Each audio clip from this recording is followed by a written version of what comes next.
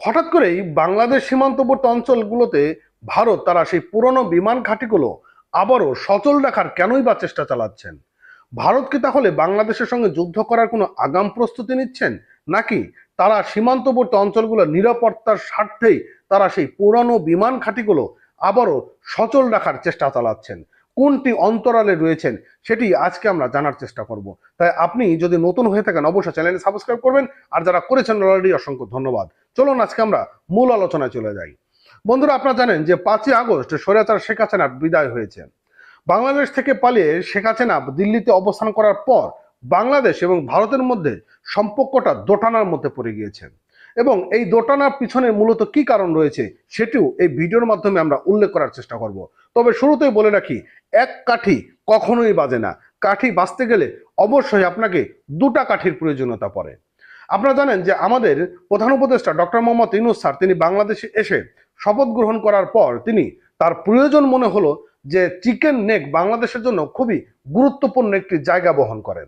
শুরু হয়ে গেল বাংলাদেশ ভারতের মধ্যে সম্পর্কের আর একটা দোটানা। ইতিমধ্যে আবার ভারতের মিডিয়াগুলো তারা বিভিন্ন রকম ভাবে অপপ্রচার চালিয়ে যাচ্ছে।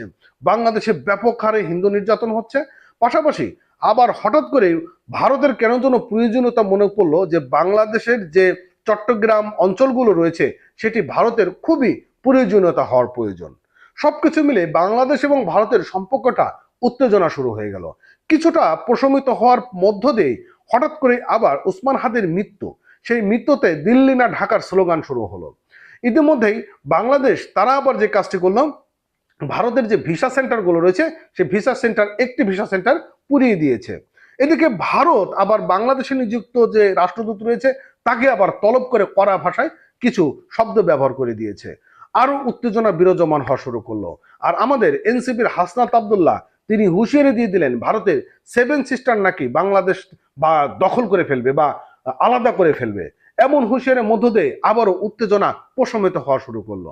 সবকিছু মিলে বাংলাদেশ এবং ভারতের এমন বৈরিতা সম্পর্ক, পাশাপাশি বাংলাদেশের সঙ্গে পাকিস্তানের একটা সুসম্পর্ক, বাংলাদেশের সাথে চীনের আর একটা সুসম্পর্ক, এবং আমাদের ডক্টর মোহাম্মদ ইউনূস স্যার তিনি বলেছেন যে বাংলাদেশ ভারতের সীমান্তবর্তী কিছু অংশ মিলে সেখানে একটা বড় হসপিটাল তৈরি করবে, কিন্তু আজও কিন্তু সে বাস্তবায়ন দেখিনি, কিন্তু সম্পর্কের অবনতি কিন্তু তৈরি হয়ে গিয়েছে। আবার পাকিস্তানের সঙ্গে বাংলাদেশ একটি সামরিক চুক্তি করতে যাচ্ছে। সবকিছু মিলে উত্তেজনা প্রশমিত হচ্ছে। বাংলাদেশের সঙ্গে ডক্টর মোহাম্মদ ইউনূস কোন দেশের সামরিক চুক্তি, বিমান ক্রয় বিক্রয়, এগুলো আসলে কিভাবে কতদিনের মধ্যে করবে সেটি বিষয় না। বিষয়টা হচ্ছে বাংলাদেশ ভারতের যে সম্পর্কটা বর্ধিত হয়েছে সেটি কিন্তু সব থেকে আগামী দিনের রাজনীতির পরিপ্রেক্ষিতে অনেকটাই আঘাত হানবে বা সেটি ইফেক্ট পড়বে। তো যুগান্তর পত্রিকা একটা নিউজ প্রকাশ করেছে, কি বলছে যে ভারতের পশ্চিমবঙ্গ, আসাম, ত্রিপুরা দ্বিতীয় বিশ্বযুদ্ধের সময়ে তার একটি পরিত্যক্ত বিমান ঘাঁটি পুনরায় আবার চালু করার পরিকল্পনা নিয়েছে কেন্দ্রীয় সরকার, এবং বাংলাদেশ সীমান্তবর্তী রাজ্যগুলোতে অঞ্চলের যোগাযোগ বাড়ানোর লক্ষ্যই নাকি এই উদ্দেশ্য বলে জানিয়েছেন এমন সংশ্লিষ্ট সূত্র থেকে। আর প্রতিবেদনে বলা হয় মূলত শিলিগুড়ি চিকেন নেকের নিরাপত্তা আরো বাড়াতে এমন উদ্যোগ নেওয়া হয়েছে। কারণ এমন সময় এমন উদ্যোগ নেওয়া হয়েছে যখন প্রতিবেশী বাংলাদেশের সঙ্গে ভারতের সম্পর্কের ইতিহাস সর্বনিম্ন স্তরে পৌঁছেছে। আপনারা জানেন যে ভারত বাংলাদেশের যিনি আমাদের ক্রিকেট খেলার মোস্তাফিজুর রহমান রয়েছে তাকে আইপিএল এ নিলামে নিয়েছে।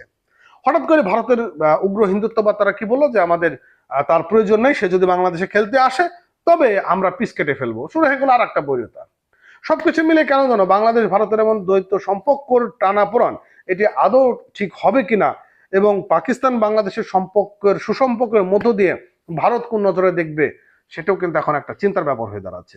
তো যাক, ভালো থাকেন, সুস্থ থাকেন, আর যারা ভিডিওটি এতক্ষণ দেখেছেন অসংখ্য ধন্যবাদ, আর পেজটি ফলো করে সঙ্গে রাখবেন। Thank you.